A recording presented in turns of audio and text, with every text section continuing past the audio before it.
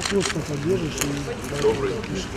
Республика закупила автомобили «Лада Ларгус» для всех поликлиник нашей республики, взрослых поликлиник, с тем, чтобы вы оказывали помощь старшему поколению, неотложную помощь на этих машинах. Автомобиля поликлиника номер 7.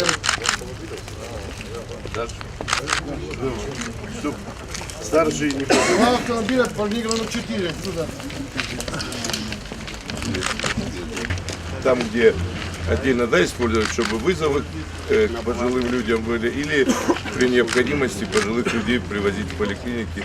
Дай Бог, чтобы они меньше болели и было больше возможности им помогать. А мы чизом это.